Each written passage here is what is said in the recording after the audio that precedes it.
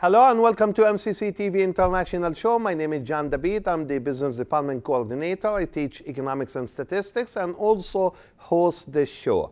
As I always say, every show is a special show, and today's show is no different. Please help me welcome one of our students who is well involved in MCC, and he leads also a student organization. Please help me welcome Jordan Stoneking. How are you, Jordan? I am doing pretty good. Nice to have you on this show. Thank you, John, for having me. Yeah, welcome. It's my pleasure. And we're going to talk about a lot of issues here that you are well involved with, and we want to give our audience a good feedback and idea about what you do here at the college and outside the college. But first of all, I want to give you a chance to introduce yourself, please. Oh, sure. All right. I am born and raised here in Muscatine. I've lived here for pretty much all of my life. I graduated from Muscatine High School. Both my parents did. My parents both attended here at Muscatine Community College. One of them, both of them never went on beyond MCC, and here I am today. I am the president of the Young Democrats. I am a member of Muscatine Sister Cities too, which I am proud to be a part of. That's been a very enthusiastic time. I'm very honored to be a part of Muscatine Sister Cities, and I am graduating today from Muscatine Community College. So I'm very congratulations excited. in advance. Yeah. Thank you. Okay, Jordan, let's talk a little bit about growing up. Tell us something about growing up. Do you have brothers, sisters? Like what you used to do as a family, for example, on special occasions? We would always go down to my grandfather's farm. He lives down in Columbus Junction. He has about 180 acres or so, and there are about 4 or 5 ponds. And we would go down there and we'd go fishing pretty much all day long. We would either go fishing, go mushroom hunting, trimming up trees, taking care of trees, and we would hunt once in a while. So you grew up doing this? Oh yes, I did. So for example, if we say, Jordan, you're not going to fish anymore, do you think that would be a good thing or bad? Definitely not. I still love fishing today. So you love to fish? Oh, yeah. Love it. Yeah, definitely. Is it? Why is that? You know, I'm trying now with my kids. They are 8 years old, right. And I'm taking them out. To me, it's a very relaxing thing. Very much so. And they are liking it. At least they started to like that. Right. So is it the same thing for you? I mean, it's the biggest thing that I can remember. My grandfather took me out on the Cedar River, which is over near Columbus Junction, and the best memory I had was with him was we were out there fishing and we had a very slow day. All of a sudden, I had it was snagging on my line. And then I kept reeling it in, and it wasn't going so well. My grandfather was saying, what the heck are you doing over there? Are you going to reel it in or what? I'm like, I can't really do it. And so I had him finally help me, and we pulled out, I think it was about a 15-pound catfish. And that is probably what I loved about fishing the most, is catching those giant catfish. Yes, fish, I think that's, fishing in itself is fun, but, you always need a change, especially when you get something like that. That's how you enjoy That's fishing. Something different. Right, yeah. Exactly. No, my experience with my kids are totally different. I take them to a pond, Reed Park, and one of them caught like, I would say maybe 6-7 inches fish. Right. And as we rolled that out, he started crying because he saw that fish is still like moving. Right, exactly. So he was afraid, but now they got used to it. Right, now exactly. they can touch it and I still help them, with taking the hooks out and so on. But yeah. So what else? Like growing up, like tell us more. Like fishing was very important and still important apparently for you and your family. Certain occasions, Christmas, Easter, Christmas, things like that. What would you do? For Christmas, we would go over to my stepmother's aunt's house, and her whole family would join together. We'd have Christmas breakfast every single morning. Everybody would show up at around 7 o'clock or so. We would have eggs, hash browns, and sausage, which was a pretty darn good breakfast before opening up our presents. And so we'd eat for about an hour to an hour and a half, and then we would start handing out the presents. But there were so many people there that it was hard to actually move around, and that process would take, about 20 minutes or so. And you're talking about almost 25 people and about split between 2 rooms. It's very chaotic, and especially when they give the go-ahead to go and open up their presents, you hear so much commotion and all these happy laughs of all their presents. You know, it's a very, very fun experience. It's something that I still cherish today. Yeah, it's good to hear that. Do you still do that till now? Oh, yes, I do. Yeah. It's still right. Same tradition. You are Yep. still following Same that. thing every week, and they have a Sunday lunch over at their house too. That's every single week. So the whole family gets together and we have lunch together. Wow, so that's great to know. Right. That's great to know. Oh, yeah. So growing up again, going back to school. So growing up, going from one class to another. Did you know what you want to do later on in your life, growing up, or it wasn't clear to you? I loved. Well, see, my generation was introduced to the computers, and that's something that I've always had a key interest in. You know, I love tinkering around with computers, and that's something that I think I should make a career in. You know, I've been around computers my whole life. I know how to operate one. I know how to build one. You know, I'm pretty good at troubleshooting. So I'd say, I was told early in my life, I should pursue a career working with computers. So I think that's something that I should. Well, let's hope that you Right. do. I mean, because yes, your generation and the new generation now, those who are even 5-6 years old, Right. are like amazing with technology. I mean, you give them a piece Yeah. of technology, whether it's a smartphone or a computer or tablet or Right. whatsoever, they can even operate that much faster than us it's, even. But it's amazing. It's And amazing. then you yeah. watch the older generation try to operate computers, and they're poking and prodding at the That's what I keyboards. do. Right? Yeah, exactly. So yeah. Yeah, but okay. So you finish high school, and describe your feeling. Like when you finish your high school, did you feel like, wow, now I have a very tough decisions to make, or no, it's easy because I know what I want to do. I know where I'm going. So It was sort of tough. Like I said, both my parents attended here from MCC. Most of my uncles did. Actually, a majority of my family did, and it was a pretty key decision to come here. My mother and my dad had you as a teacher, coincidentally enough, and Yep. they told me that MCC was a very good institution, and I figured, why not? I mean, I'm already here. I live at home, and I could easily commute, and so I figured MCC was the right decision. It's half the cost of a university easily, so I think. good. And we're very happy to have you with us here at Right. MCC for sure. Okay, so you get to MCC. You started. Tell us a couple things about your experience at MCC. It's actually been a wonderful experience. Every single teacher I've had has been knowledgeable, and they've been very compassionate, and they know what they're talking about. And that's what I value the most. The discussions between teacher and student, that's invaluable. I mean, that's something that you can't replace. And I think that's something that I think a lot of students don't really get. I mean, coming from my experience, most students don't want to participate in class. It's generally dead silent. And but this is what I've been told, but I usually input my own opinions. Granted, they can be right or wrong, but I still love discussing the topics. That's how I learn.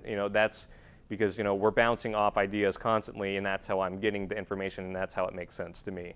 And so I think the teachers have made this experience at MCC, especially the administration too, has been a wonderful experience here, especially the class size. I mean, we're talking about 15 to 20 people or so, and it's a perfect class size. One-on-one. Yeah, exactly. Yeah, Exactly, and that's what you can get, especially when you have office hours. Office hours are a blessing here too, to go and Yep. create a good relationship with your teachers. I agree with you. I agree with you.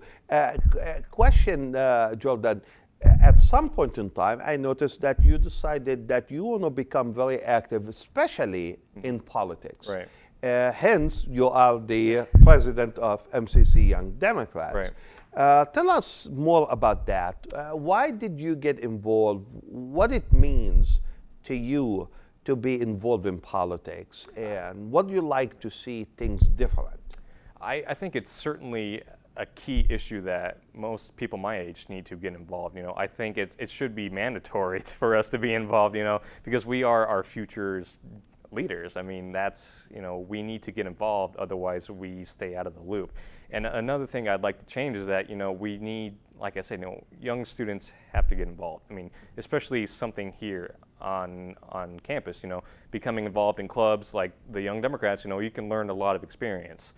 And and becoming leadership skills, and that's absolutely crucial, I thought. And I would like to say, Bernie Sanders is what got me involved. I was listening to his speeches. He felt the most genuine out of all the candidates, and then I knew from right there that I had to get involved. I had to make a difference, either in Muscatine or at MCC. Okay. Yeah. And that's how you started. Right. Okay. So tell us something about, your involvement in the past year and a half, all the way to the last event that you basically hosted here. Tell us something so that our audience also will have an idea about the work of MCC Young Democrats. Our very first semester, that was very eventful. We had quite a bit going on. Our very first thing that we had was the caucus, and that was over at West Middle School, and I learned a lot. That was my first time participating in one, and it was fun. It was something that I have, again, never participated in, and it was a genuine experience that I will hold dear to me. I mean, you were the president of the, was it District 2 or something like that, and you were leading it. I'm like, wow, that's amazing, and that's something that I want to do someday, is to keep up our democratic process and whatnot. And that was the very first experience that I had from joining the club.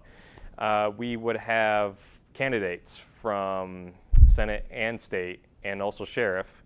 We had Phil Weiss, what's his name, David Lurch, and Michael Shannon, who would come and talk to the students, to get them involved and whatnot. And I think a few of them actually participated in the sheriff campaigns. I myself worked for the House and the Senate campaigns, and it was a very valuable experience. Knocking on doors was very terrifying, I would say, for my first experience. And one person caught me off guard. They actually thanked me for doing this, and it stunned me. I'm like, oh, well, it's enjoyable time. Exactly, Just to be there and right. be involved is always a great thing. Right, exactly. One thing I think, that perhaps our audience don't know about. Yes, you are the president of MCC Young Democrats, but yes, I witness you always reaching out to Republicans, to independents, to even putting together events that got both sides together to talk to our students. Right. So let's talk a little bit about perhaps maybe the last event that sure. we had here on campus, and the effect of that on everybody that attended that. Right. I asked Jeff, if he would be willing to want to speak to the students, and he was more than enthusiastic to do it. And from right there, we had to target a person from the Democratic side, and he referred to me.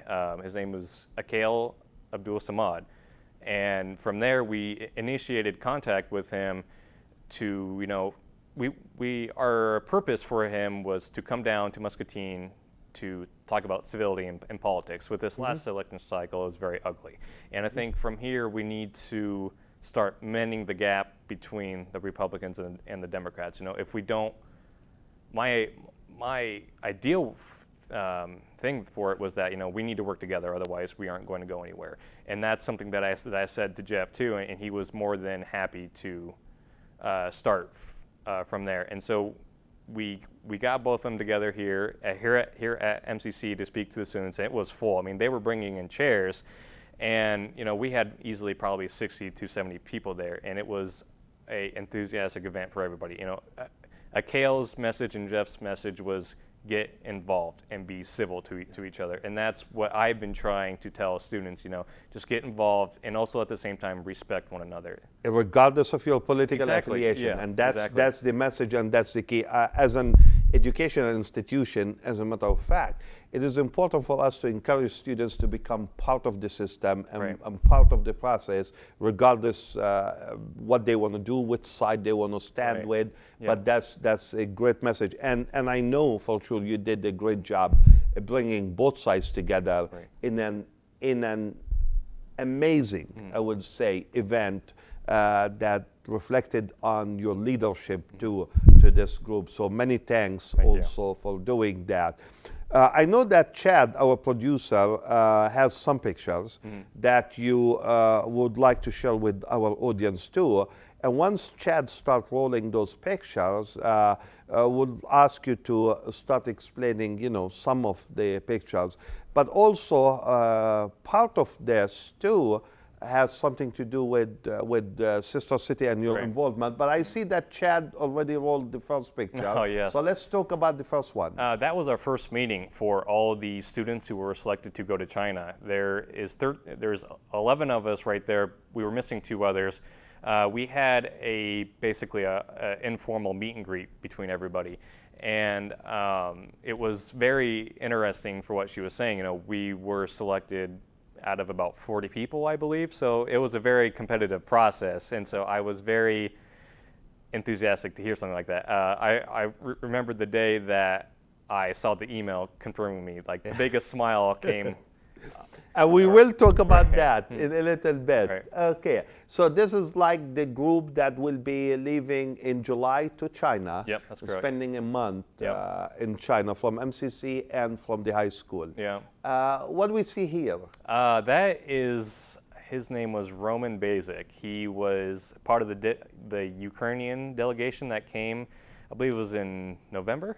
I believe it was, and they came here for about 4 or 5 days or so. And this is a picture of all of us at Dabeet's Bistro, which was a very fun time. It was, granted, the language barrier was frustrating, but I mean, the message was clear. We're all friends here, and it was a very valuable experience. That picture says everything right there. The whole smiles.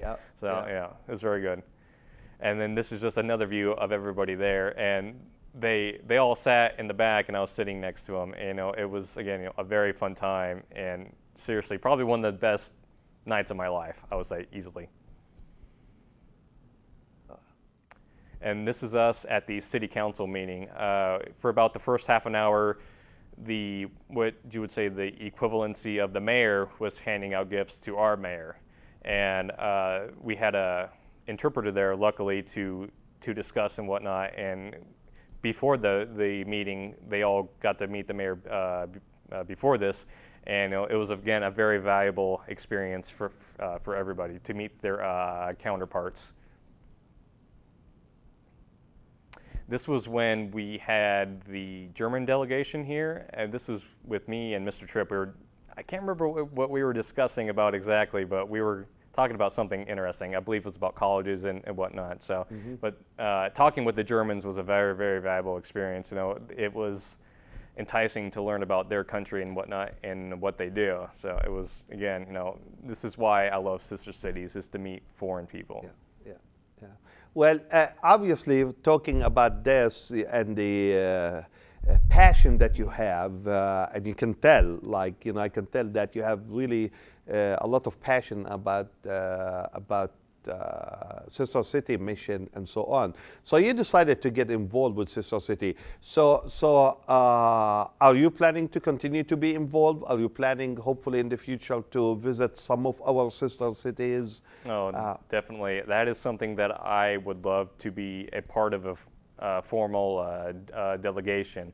That's something, we have received so many guests, and we have treated them very well. So I think it's, good on our part to visit their countries as well and become a formal delegation. I think that's citizen diplomacy is at its finest. So that's how you create long-lasting relationships. I mean, look at how we created one with the president of China. That's citizen diplomacy, right there, and that's how it starts, and that's how we've created this unique relationship. And so, I think starting right there is how we create real, long-lasting. I agree with you. I agree with you. Let's talk a little bit about China. As you mentioned, you were selected to be part of the group Right. that will be heading to China for a month in July, around first week of July to first week of August. And tell our audience more about this trip. Why, what you will be doing while you are there. What are you hoping to achieve by taking that trip? Our goal is to immerse ourselves in Chinese culture. It's something that's going to be very unique because I believe a majority of us have never even been outside of the country. So to immerse ourselves in something like that is going to be truly unique to us, and to be speaking a language that we don't get to speak every day. So I know and they strongly emphasize on the educational part too. We'll be staying at a university over in Hangzhou, which is where we will be staying at for about 3 weeks or so, and they emphasize on language, clean energy science, and culture. And part of our curriculum is performing, like, I think what you call it, social work. Basically, we're going to go to a retirement home and interact with the elderly over there, which I think is going to be very unique, because that's something that I will never be able to experience again. And we get our first stop is actually in Beijing, but we won't get there until about midnight on July 6th, I believe it is. So we're going to sleep the next day, and then I believe the first thing on our itinerary is to travel to the Great Wall, which is something that I'm very excited for. Very excited for, yes. Yeah. A few other things that we get to visit is the Bird's Nest, which was where they had the Olympic opening ceremony over there, and then I believe we have a riverside dinner along some sort of river over there. So that's going to be very unique, something that we will never get to experience again. Yeah. So what are you hoping to learn from this experience? And I just want to see how people outside of the U.S. live. It's going to be a huge culture culture shock. It's going to be an eye-opening experience to see how people perceive Americans outside of the country. I want to be as respectful as possible to our hosts. This is a very generous opportunity to live with them too. This is something that I definitely hope to pursue something later on with my life. What I'm hoping to get from is that this is life changing. This is, again, a once in a lifetime opportunity. I will never have the chance to immerse myself to even live with them like this. So it's going to be a very eye-opening experience. Apparently, I'm sure that experience is going to change you, and I don't mean change you in a bad way, Right. but it every time you travel outside the United States, you visit a different culture, you deal with people from other countries and so on. You are learning a lot from that culture that can add to your life too. Where do you see Jordan in 5 years? Very interesting. I hope in graduate school. I would like to pursue a master's degree. Either here in the U.S. or somewhere foreign, or abroad. That would be wonderful. So, in 5 years, I would either hopefully have a stable career.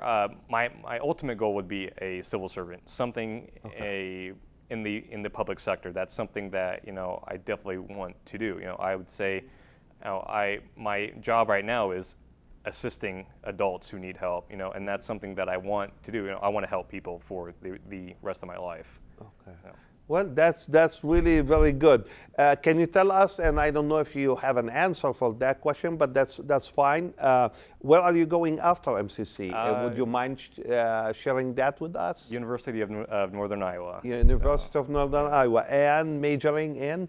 I'm torn between political science and management information systems. So it's two very unique. And you can have Right. both of them, right? Exactly. Yeah. Exactly. Yeah. It doesn't hurt to have two bachelor degrees, right? Exactly. Yeah. Yeah. That's I'm very, very happy to hear all this. Your family, are they supportive of what you are doing? I mean, I've been talking to them, when you talk to them about going to China or doing what you are doing, your involvement with Sister City, I mean, what kind of discussion do you have? They are very enthusiastic for me, especially going to China. Nobody in my family has gone to China before, so I will be the first one going to China. And so, they have always been supportive of me being in sister cities and going to MCC and actually the club too.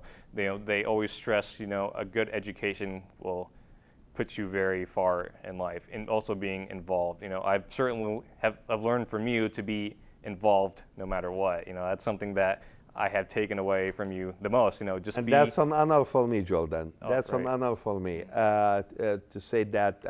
As I always say, because every time we get involved in, regardless which student organization, you are adding a lot Right. to your experience while you are here at MCC. We do have a lot of student organizations that fits almost every student's Right. needs. They can add a lot of things to that student life at MCC, skills and leadership, Right. and how to work with others. So I'm really glad to hear that. Jordan, as we are approaching the end of the show, I would like to give you a minute to say whatever you want to say. That's your free time. All right. So. I would say, the biggest thing I can stress is to be involved, getting involved. My life has changed completely from becoming the president of the Young Democrats and also being a part of Muscatine's sister cities. If it wasn't for those two organizations, I more than likely would have never even been selected to China. So, I would just want to say, be involved, be a pillar in your community. Be the upbringing force that can make a difference, and that is ultimately what I wanted to do, is to make a difference, and I hope that I have achieved that. Well, I'm glad to have you with us today, Jordan. I'm sure you did. Everybody respect you here at MCC, respected at least the fact that even though you led the Young Democrats at MCC, but you decided to work with Republican, Oh, yes. Independent, and we brought all of them together Right. to work for the good cause of everyone at MCC. So Exactly. for that, we really say thank you for everything you did at MCC, and thank you for your leadership. And as I always say, we bring the story to you, and we're hoping that each story is a unique story and different that all of us learn from. And as I always say, if you have any question and or comments, you can call me at 563-288-6064, or you can email me at jdabeet@eicc.edu. Till next time, Muscatine, bye-bye.